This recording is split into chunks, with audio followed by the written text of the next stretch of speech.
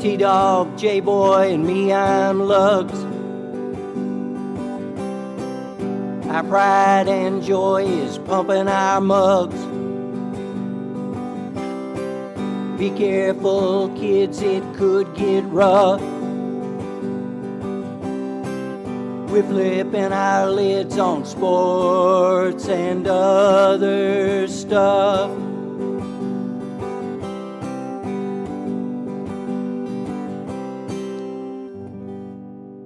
Welcome to Sport Weasel Central. I'm Lugs. I'm J-Boy. I'm T-Dog. Yes, sir. This is NFL Week 13 Roundup. Fellas, lots of happenings here. Jimmy Garoppolo out for the season. Lamar hurt. Baker Mayfield joins the Rams. Brady leads his 44th fourth quarter comeback. That's a lot of fours. Basically telling the league, hey, I'm not dead yet.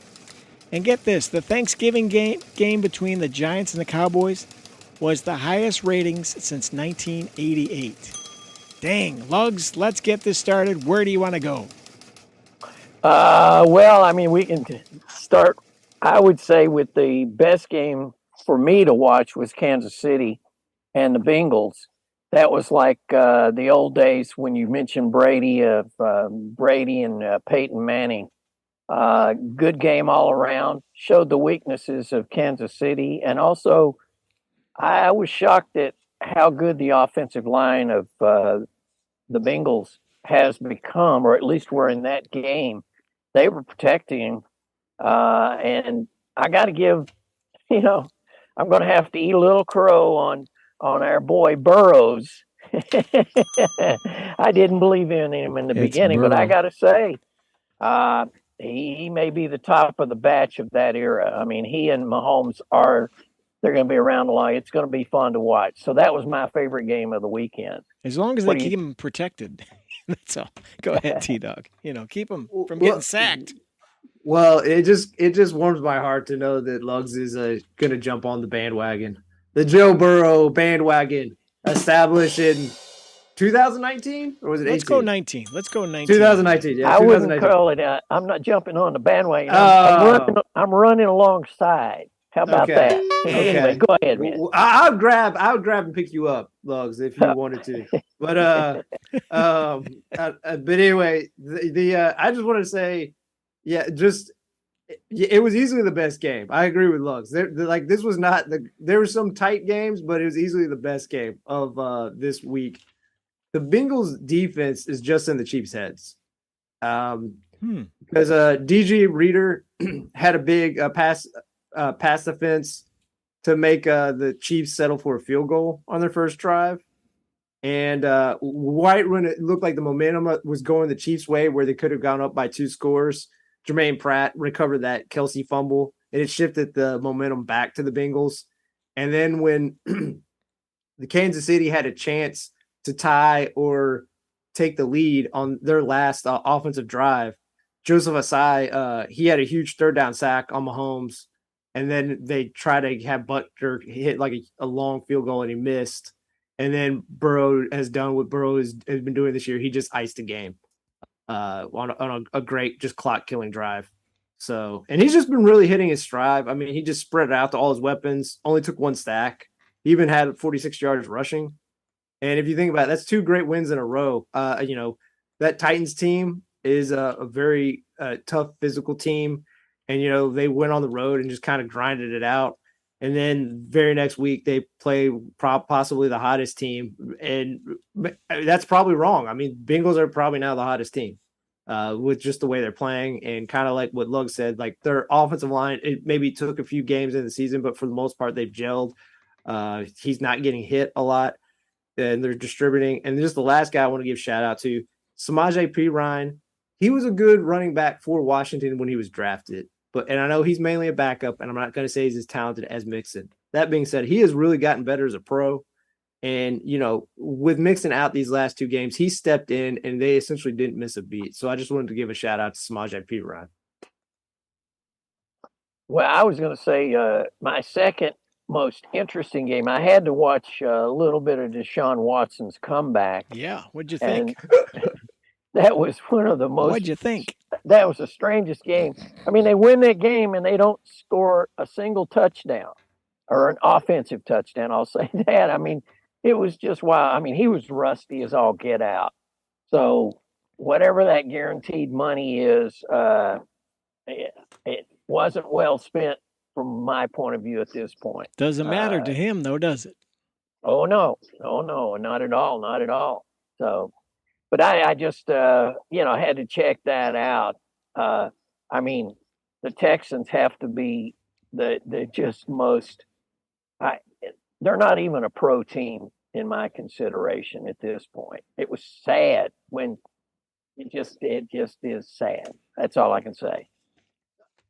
It was so bad that they last 2 games they've gone to Kyle Allen. They've already admitted they're going back to Davis Mills. I don't think it matters at this point. Just have Damian Pierce and just run the Wildcat. I mean, just don't even throw the ball. I mean, I don't know what they're doing.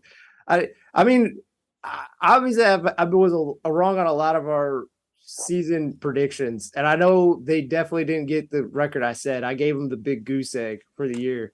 But even though they have 1 win and they have 1 tie, yep, they have played like a team that should have possibly gone 0-17. I'll just put it that way. And again, this isn't Lovey's fault. You go back to last year, it's not Coley's fault. As much as they want to give the GM some, time to develop a team. Is this like year 2 or 3? And I know they had the specter of Deshaun Watson hanging over them, right? But this is like 2 years in, and this roster is still like abysmal. Is like kind of like what Lugs was getting at. It's like not even an expansion team. So this is where Luggs steps in and says Alabama could beat the Houston Texans, and I go, no, they couldn't. No, they couldn't. I don't think so. It's the speed of the game. You always hear that. But I just so Lugs, what was your third watch that here we go. Watched? Third watch. I had to just check out Tampa Bay and New Orleans. How about that? I've never seen a team back into a win the way Tampa Bay did. Oh. I mean, it's one of those things where it was sad. It was sad, and I was sad for my boy Andy Dalton. He finally gets a chance to start a game, Right. and he's doing pretty well. But New Orleans, I just don't know. I can't understand it. There must be some sort of voodoo. It was like watching the game from the 2000s, wasn't it? You got Andy Dalton versus Tom Brady. It was like back in the old days. Yeah. A couple of years, decade ago. Strange game. But the Buccaneers walk away with a victory, and they're going to end up going to the playoffs with a losing record, I'm thinking. I think they win the division. What do you think, T-Dog? I think they do. Again, the AFC South and the NFC South are such messes. It's just, the Bucks are really lucky because if you look at it, the whole part where they're because it was late into the fourth quarter. It was halfway through the fourth quarter when they made the turnaround, and they don't even make that turnaround. I think Ingram maybe got injured on it, but Andy Dalton threw a short pass to Ingram, and Ingram was like a yard short of the first down, and he inexplicably went out of bounds. I don't know. I think read that he's out for the year. I don't know if that's where he injured it and he still want to get hit again, which I can understand. But like, if he doesn't step out of bounds, they probably bleed enough clock. Cause I mean, they got the lead with 3 seconds to go. I mean, they bleed up enough clock. They're not getting that second touchdown to take the lead.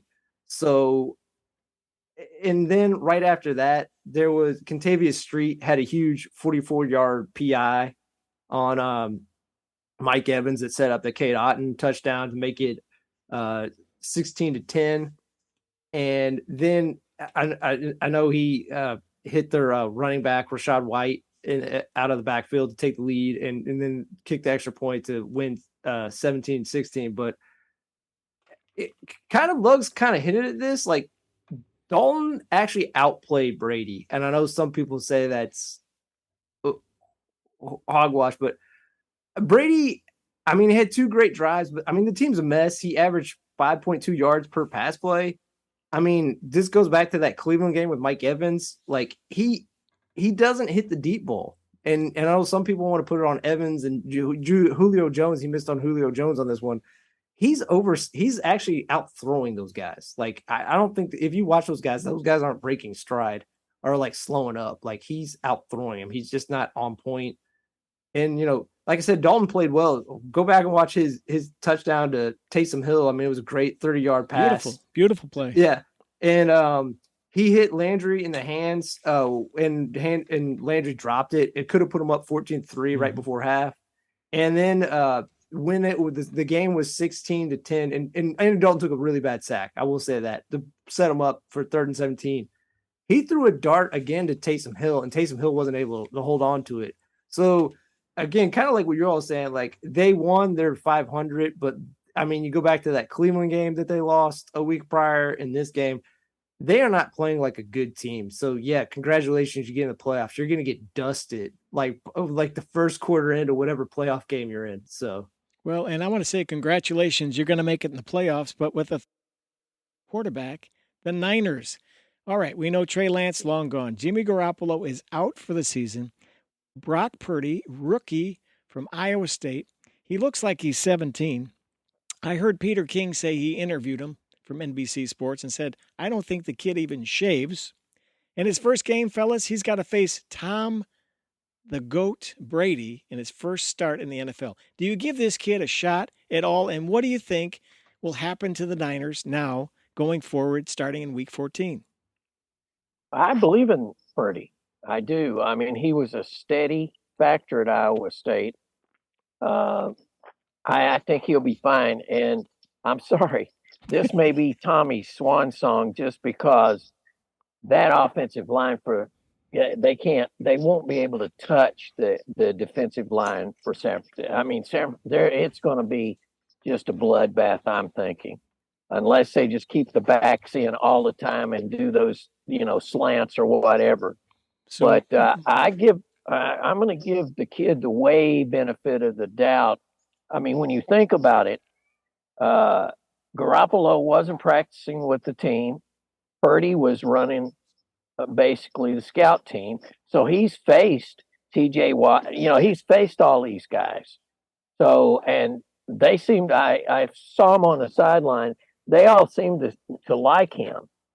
And so if you got the veterans with you, you got a shot, and they've got a shot. I mean, they obviously think so because they didn't bother picking up the phone to Baker Mayfield. Right. I don't know what the Rams are thinking. They didn't try. So, but that's my view on Purdy. I think he's steady. He's not flashy, and he will run that offense, and that's all you've needed. That's all that Garoppolo has done.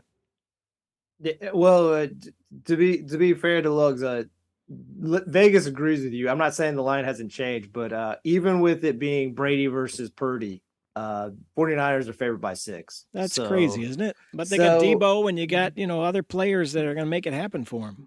But again, to be Lugs' credit, obviously never going to say that Brock Purdy is ever going to be better than Brady. I don't think that'll happen. That being said, watching the Dolphins game, not tonight. He played. He. I mean, coming in cold. I mean, he played fine. I mean, they mainly had him throw short bubbles, swings, intermediate throws. His one pick was when he tried to go deep to Ayuk, and he underthrew it, and Xavier Howard picked it off. He got ball hawked, but even that throw wasn't awful. It wasn't great. But their defense is so strong, and kind of like what looks at the offensive line is such in shambles. And so, like the Dolphins, Bosa had 3 sacks and just terrorized Tua the whole game. They generated multiple turnovers on Tua. I believe he had two interceptions. Then their backup had an interception, and then Tua had a lost fumble. So they generated 4 turnovers.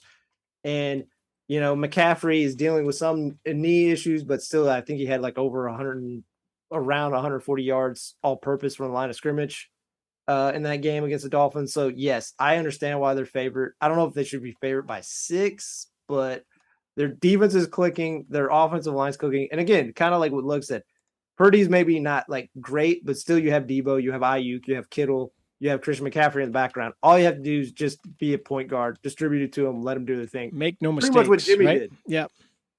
A younger Jimmy? I'm not gonna say that. He's not as beautiful as Jimmy, so that's Right. going I was against going to him. say. Wait a minute. not I a didn't know pretty we're doing man. the swimsuit edition here. What are you talking about? What you talking about? Man, My next question is, what? how does Brandon Staley keep a job? Come on. Come on. You don't like that coaching? Talent. You've got one of the premier quarterbacks, not a bad defense, and you can't win. Come on.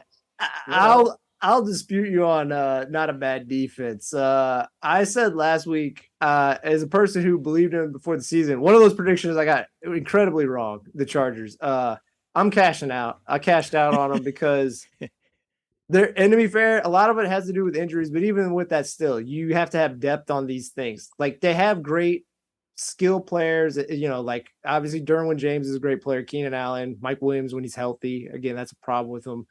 Austin Eckler is fun to watch. Herbert is one of the best quarterbacks, but you look at like some of the teams that are the best in the league, it comes down to lines. Their offensive line cannot pass protect, so Herbert is always running around for his life. They can't run block at all. And then their defensive line cannot stop anyone from running. Jacobs had over 140 yards rushing, and he was really banged up from the week before. And, I'm with you. I think Sean Payton's there next year. I really do. I think Sean Payton's next year. And I think they get it turned around really quickly because, and again, I think Staley's a smart guy. I just think it might be one of those. It's funny. He went against a guy Sunday who's maybe like him. Josh McDaniels, I think, is a very talented guy, but maybe got the job too early. I think maybe that's a change with Staley. I think down the road, maybe he's a good coach, but I think this is the end of his tenure. Better coordinator than a head coach is what you're saying. Yes. Interesting. And even though they're not going to make the playoffs, I just want to give a shout out to the Raiders. You have Jacobs. He has over 1,600 yards from the line of scrimmage, 10 touchdowns. And Devontae Adams with over 1,100 yards receiving, 12 touchdowns through 12 games. So, like, they have done their job. I believe the Raiders are 5-7. They're not going to make the playoffs, but all that heat that was on Josh McDaniels very early on is now dissipated. He's definitely going to get another year. So they're playing well. They're playing better. Yeah. All right. What else do you want to cover? How about we do a little sports of yesteryear, come back, do a little more talk, shall we? All right. Hang on a minute. There you go. It's sports of yesteryear. We go way back to the back. And talk about stuff we don't know what we're talking about, but it happened back in the olden days. Here's Lugs to tell us all about it. Go, baby, go. All right, 1907, Eugene Corey becomes the first referee in the boxing ring. 1935, Canadian Football League, Grey Cup, Winnipeg Pegs, later the Blue Bombers, defeat the Hamilton Tigers 18-12. 1937, Red Sox acquire the contract of 19-year-old Ted Williams, future Hall of Famer in all leagues. 1956, Soviet artistic gymnast Larissa Latinina takes her fourth gold medal at the Melbourne Games. She wins medals in team, individual all-round vault, and floor exercise programs. 1980 PGA Seniors Championship Men's Golf, Turnberry.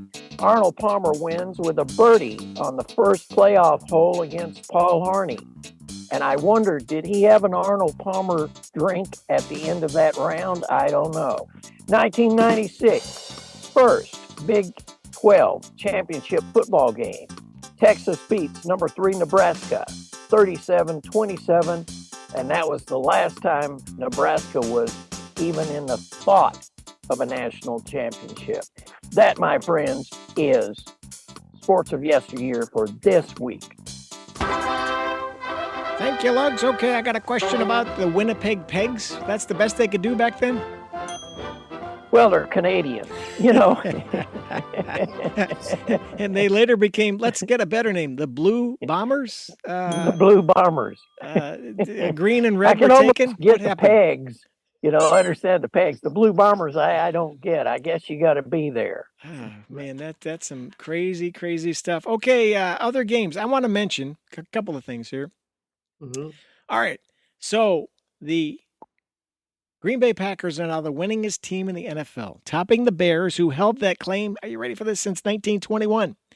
So a bad day in Chi-Town. The Pack now has 787 all-time wins. The Bears, 786. And Aaron Rodgers is 25-5 over the Bears in his career.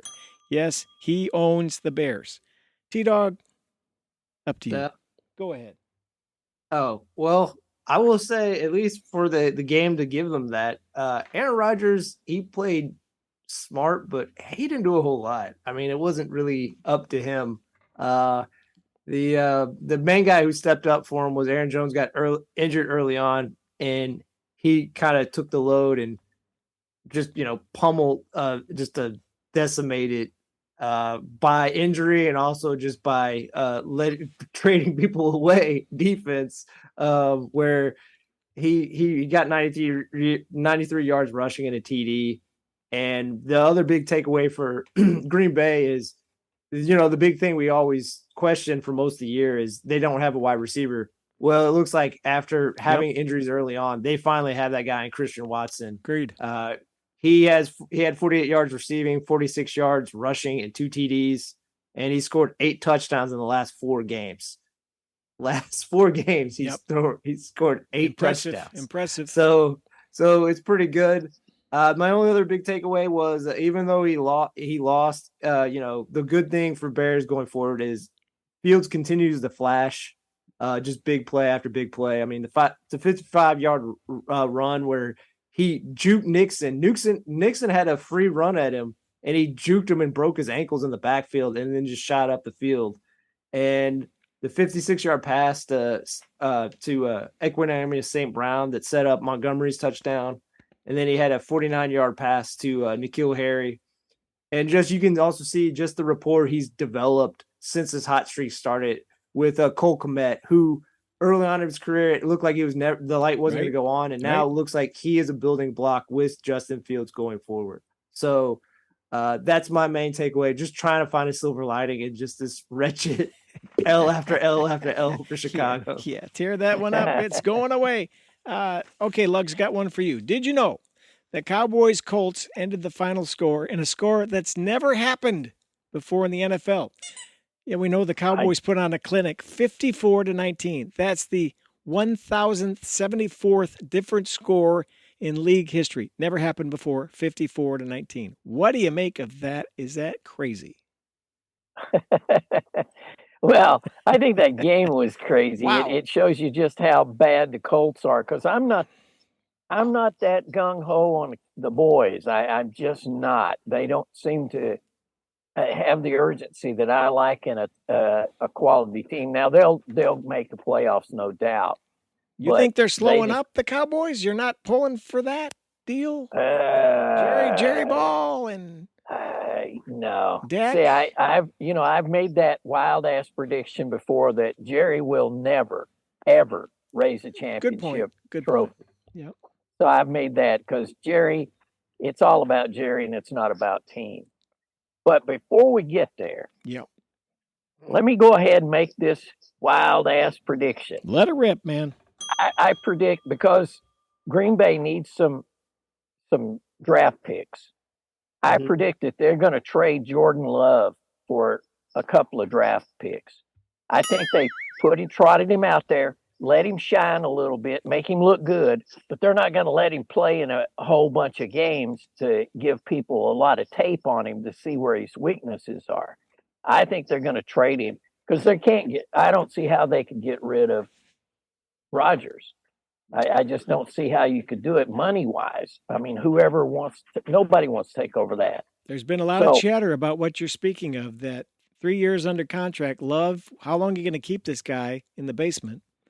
Let him go. Get something for him. I think you're right. Yeah.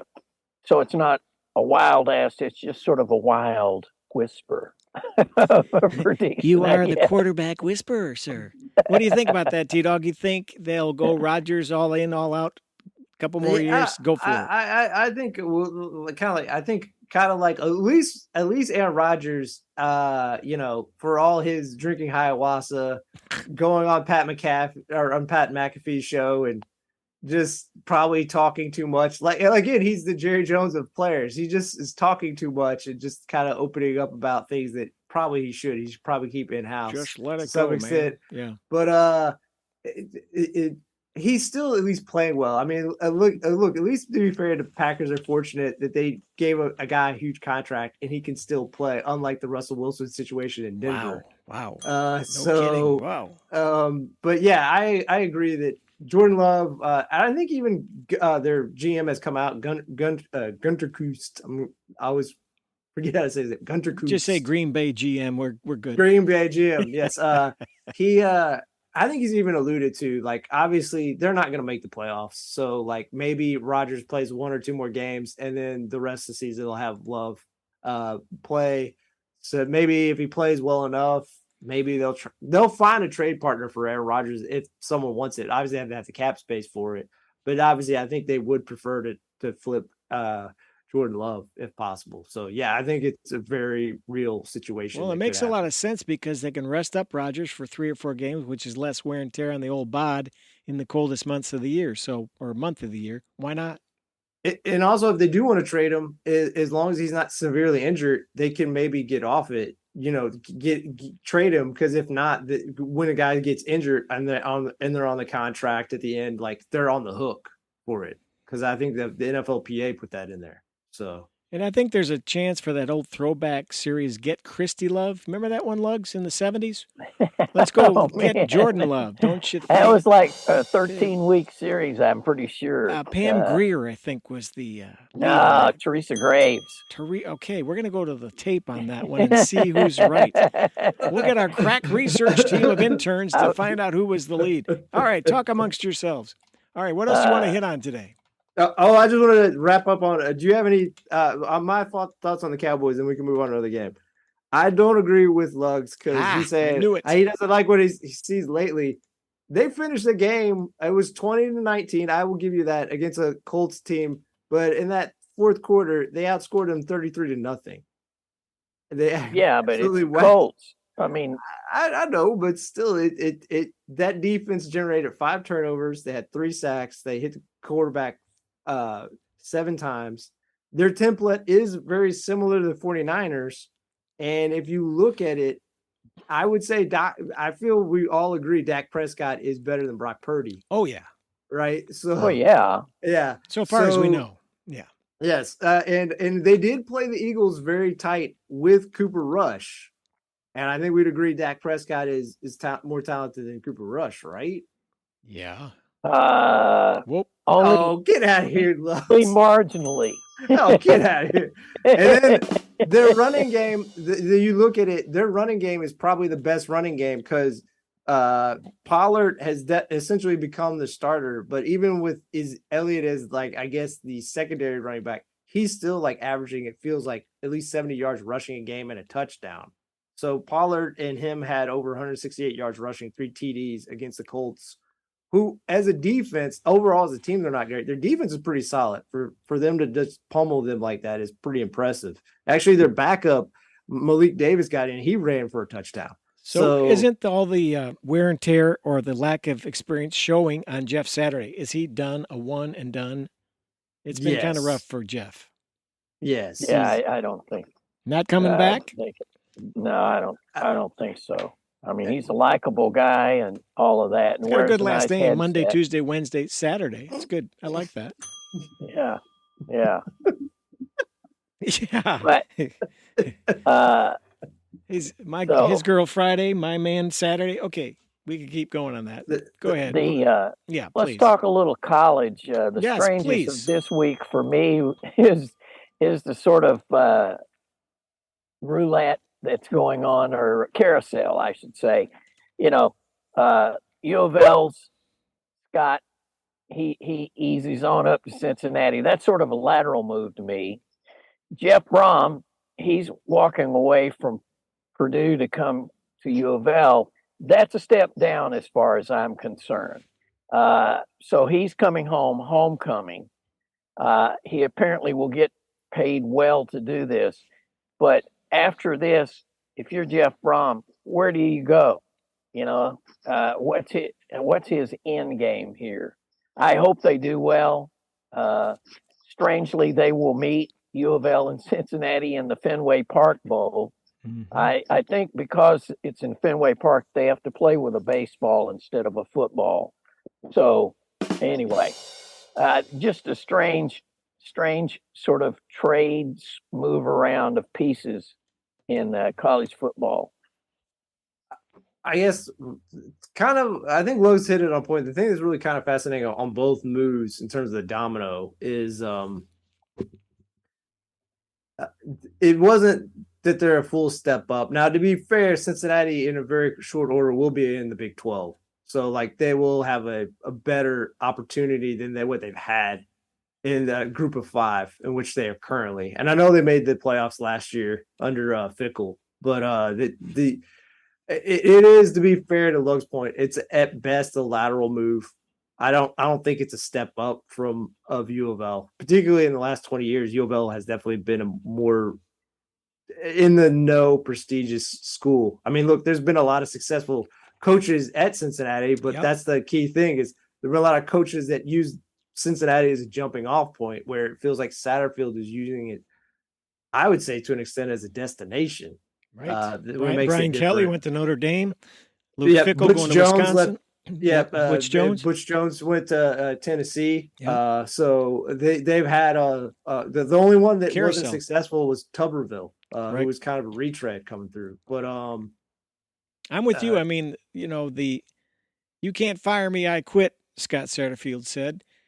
Number one. Number two, I don't know. I think it's lateral. But here's the thing, fellas. The CFP, the College Football Playoff, will go to 12 teams. So teams in the Big 12, teams in the ACC will have a better shot. But I also think both of those are very hunted leagues and may dissolve eventually when they start breaking apart with this realignment that will continue forever. So I'm puzzled by the whole thing as well. Brahm, good for him, but no offense, but he's leaving the Big 10, where I know he can't win every year, but he certainly can make a good bowl game and make a better salary and get all kinds of money from that Big 12 network. So it's very surprising. And the past 2 years, he's built himself a roster that's been relevant. They've had some good wins. And some good NFL draft picks, too. Yes.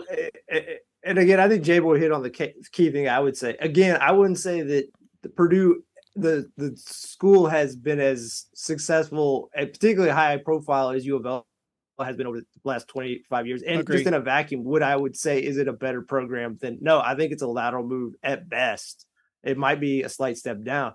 That being said, though, it's a slight step up from Purdue to U of L. But that being said, J-Boy hit the main thing is just ACC. I know we brought this up before. Whoever brokered their TV deal really screwed them. Right.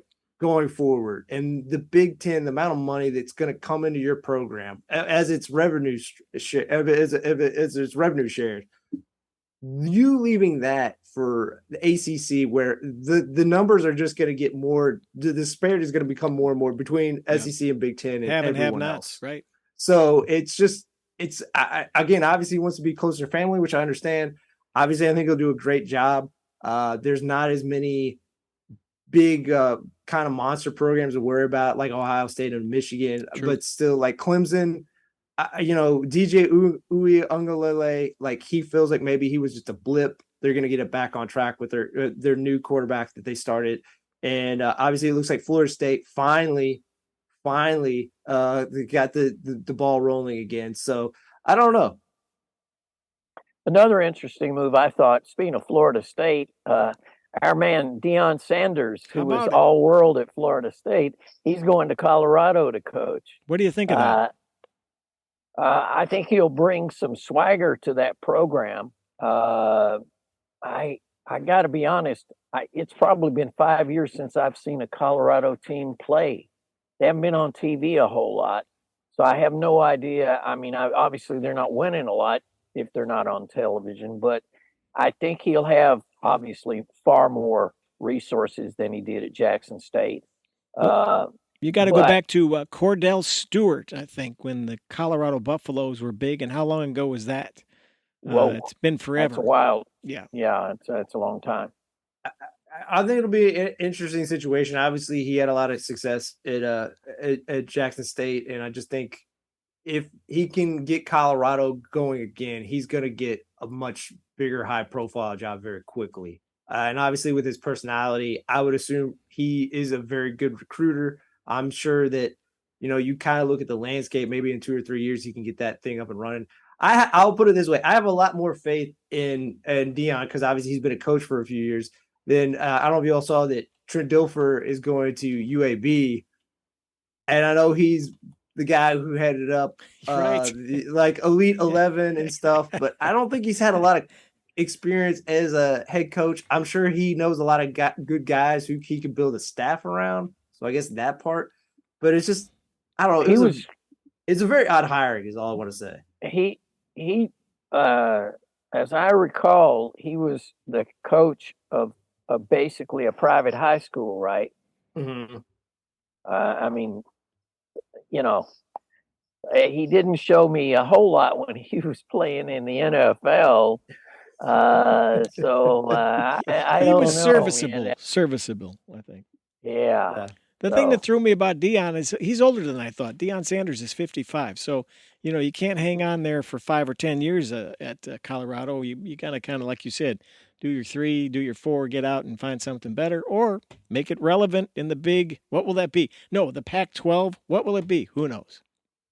Yeah, and I don't think that Colorado is definitely not probably in the top of the pecking order for teams that SEC or the Big Ten want to absorb. So, I think he's going to jump to one of those two in like 3 or 4 years. I think that's where he jumps, to SEC or Big Ten. Because again, yeah, I would say sometime sooner or later he will end up back at Florida State. Interesting. I would imagine. I can see that too. I don't know. Like I said, I think Florida State might have turned the corner. Maybe I'm delusional. I just liked their coach Norvell at Memphis. He's a good coach. So it took him a few years. Obviously, he was on the hot seat at the beginning of this year, and they got his team turned around for him. They did it for him, not him. But I just think that they got the ball rolling now, and I just going to say. So, what do you all think of the teams that are going to play in the for the playoffs? What do you think of the teams? I'm surprised TCU was let in after losing that championship game, but they're in. So, all right, let's see what happens. I think part of that is Duggins. I think it's Duggins. Whatever. Being possible as a Heisman Trophy winner helped them with a little cachet there. Mm-hmm. But again, I'm telling you, Alabama can beat everybody in there except for Georgia. There he goes, waving that flag, baby. Let's go. I was waiting for it. So roll tide. If you were on the committee, Lugs, would you have made the case that Alabama should have got in? Let me guess. It would have been tough. I mean, I get it just because Ohio State one loss, but that loss showed every weakness that Alabama could have taken advantage of. First time that we have 2 Big Ten teams in the CFP, by the way. Go ahead, T-Dog. Yeah.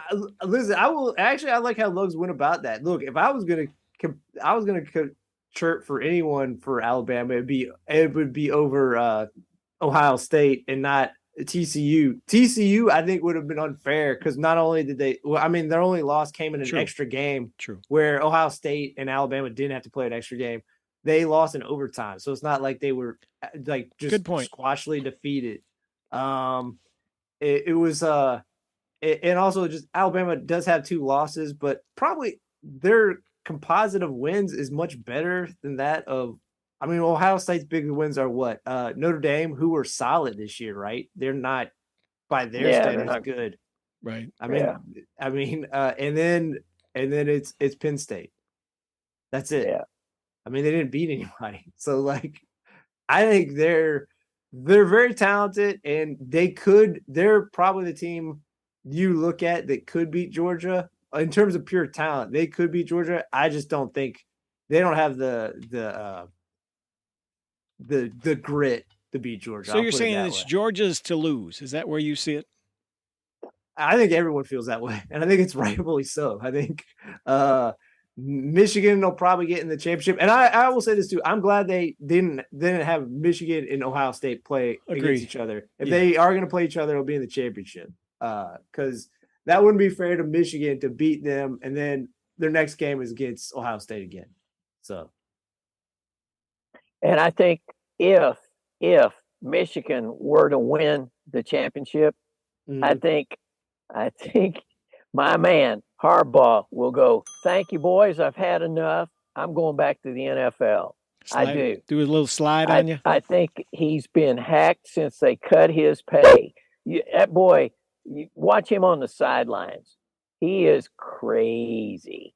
I mean, he is legitimately unhinged. Did you see that point of view camera they had on the referee's head? Oh yeah, man. Did you see that side judge? Oh my God, he's up in there. That was all like, eyeballs and nose coming at you there, man. That was some crazy. It's like a dog barking and a biting. He looked like a deranged man there for a second. I don't know. He is deranged. Oh my gosh, Jimmy. But wow. If they lose, he'll come back. But if they win, I think he's gone. He could take over the Colts. Their teams. I kind of agree with that. Would be nice. He played quarterback for the Colts, back in the day. Captain Comeback. Right. He was Captain Comeback for him. Lugs, you're on it, baby. I think we just said it. Let's mark the tape. Here it's been said. 42 past the hour. Lugs calls it. Jim Harbaugh, next coach. Indianapolis Colts. I do think he's right, and if not, he'll bide his time for one more year, because obviously J.J. McCarthy will come back, so he'll have another year of J.J. McCarthy, and he'll bide his time for another year. He's at least got a 2-year window where he's really going to try to win it, or and if he does win it, he tries to go to the NFL, or maybe even if he doesn't, he tries to go to the NFL the next 2 years, and then maybe really hard after J.J. McCarthy opts to go to the NFL, he tries to jump. So. All right. Anything else today? Any other news and notes, points of interest? I was just going out. Oh, you.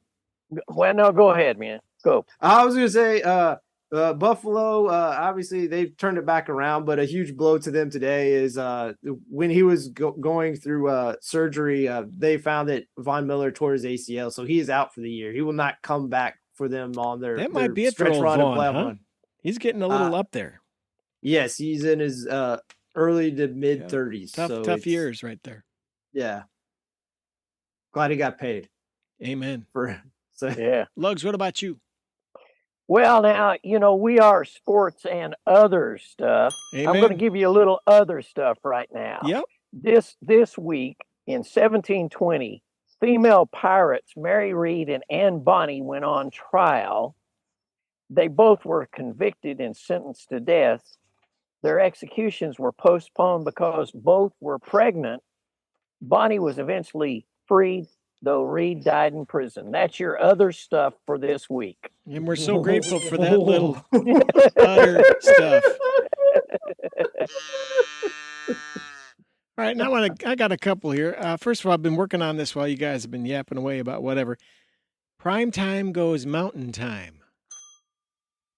Okay, that didn't stick with you. Okay, whatever. Okay. All right, I want to give a shout out to Deion Branch, will be the head coach of the U of L Cardinals in the Fenway Bowl in Scott Satterfield's absence. You remember Deion, Super Bowl MVP, U of L great. I'm excited for him. Good for him, Deion Branch. Number 3, rest in peace, Gaylord Perry, the famous spitter pitcher in the majors, Hall of Famer, played for 8 teams. He died this past week, and he was something to watch, always getting caught reaching for the hat with the spitter, the Vaseline, whatever it was. He was a good one, made it fun to be a fan. Yep. Yes. Anything else? Last call for alcohol. Last call. I just want to say one team will be possibly making the playoffs. The other, I just want to give a shout out to, just like the Vegas Raiders have gotten hot after essentially putting themselves in a hole where they're not going to get out of for this year, but at least they building goodwill for next year. The Commanders are 5-1-1 since turning to Taylor Heineke. How about it? So, and Terry McLaurin, who should be should have been a stud with Carson Wentz, for whatever reason didn't look his way.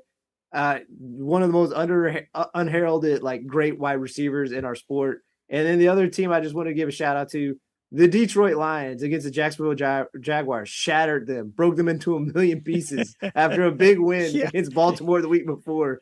Amon-Ra St. Brown has really emerged as a special receiver. He had 114 yards receiving, 2 touchdowns. The Lions are 4-2 in their last 6 games. Their only 2 losses, tight games against the Bills and the Fins, both 2 of the better teams in the AFC.